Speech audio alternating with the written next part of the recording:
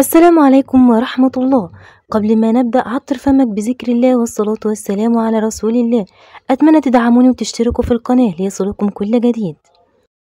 ميدو اللي طلع من كام يوم يقول لك اصل انت عندك مشكلة مع مرتضى. انا مشكلتي يا ميدو مع مرتضى ابتدت بسببك.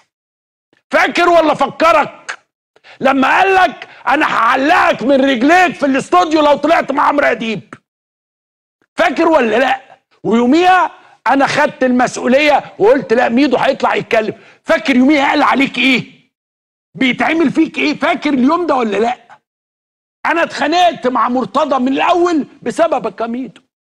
النهارده جاي تقول لي انت عندك مشكله. طب انت فاكر بعديها اما كلمتني قلت لها عمرو والله العظيم انا ما ناسي المكالمه، في مكالمات عمري ما انساها، بما انك يا ميدو فتحت بقى عمري ما انساها. اما كلمني قال لي عمرو انا اصل هتصالح مع مرتضى، انا ما اقدرش كل شويه يشتمني وبتاع، وانا خارج من البلد داخل من البلد كل شويه، انا مش عايز حد يشتمني ولا دين. قلت له خلاص يا ميدو ربنا معاك يا حبيبي.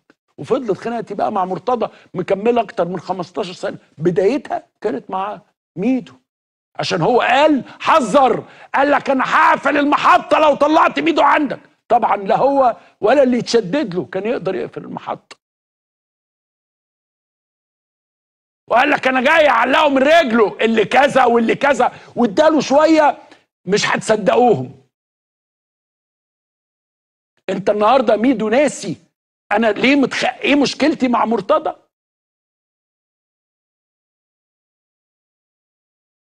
انت ناسي ايه اللي حصل؟ لان هو كان متعود كده، اي حد يقول له على فكره ما تعملش كده اعمل كده، وكان يعني ده ربك دلوقتي، ربك دلوقتي يمهل ولا يهمل، ربك دلوقتي يمهل ولا يهمل.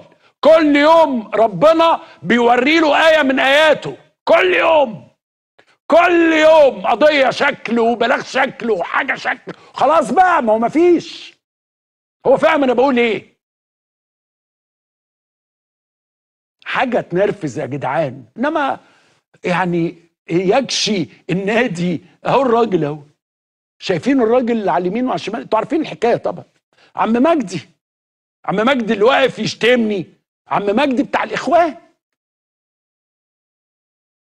مأجر هو عم مجدي يجيبه عنده. ومش ده بس، وناس كتير. يبقى خشوا شوفوا الفيديو.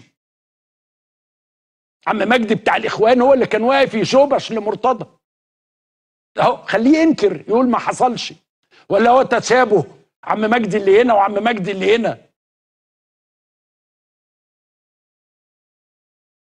ايه ده؟ ايه ده؟ ايه الهبوط ده؟ ايه التدني ده؟ ايه الصياعه اللي احنا بقينا فيها؟ هي دي الرياضه؟ ويجي يقول لك ايه؟ وهي الشباب، شباب مين؟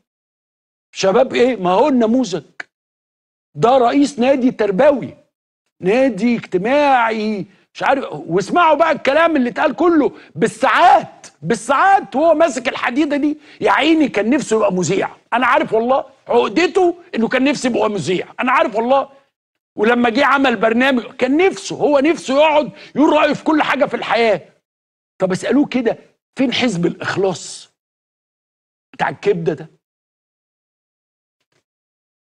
كل يوم يطلع في حاجة الراجل امبارح هو بيتكلم لما جاب سيرة إمام عاشور، اتكلم على علاقة نسائية ليه.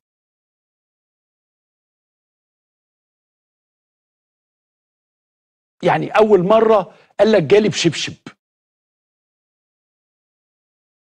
الراجل واقف في نادي تربوي،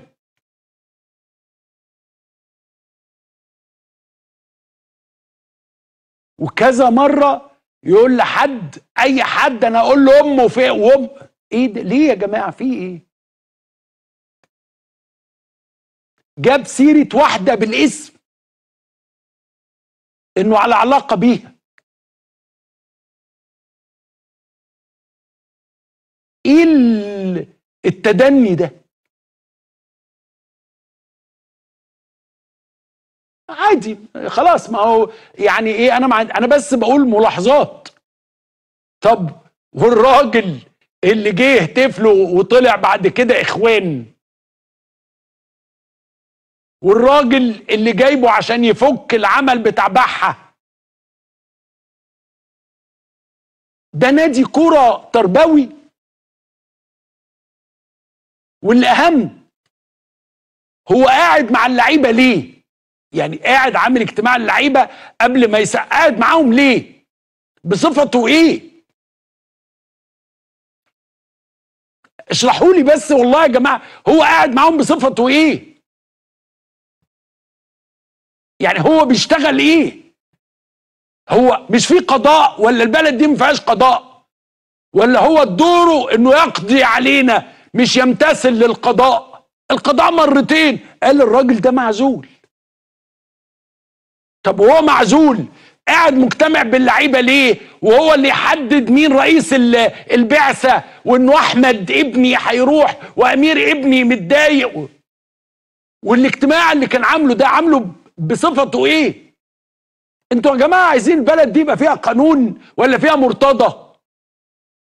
عايزين فيها مرتضى قولوا لنا خلاص، يعني كل واحد بقى بمرتضى بتاعه.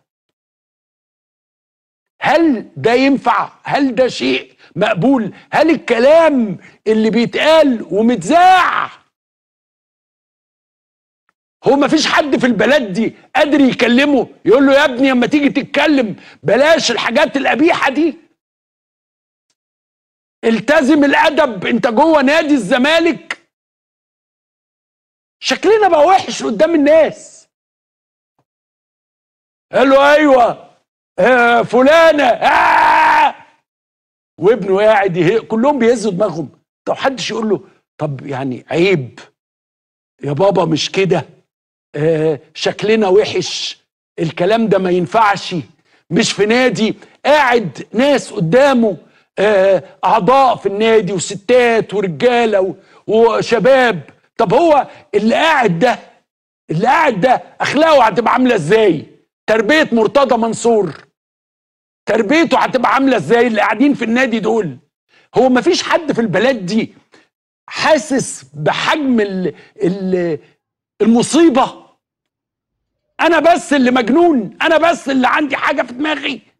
ويقول لك ايه اصل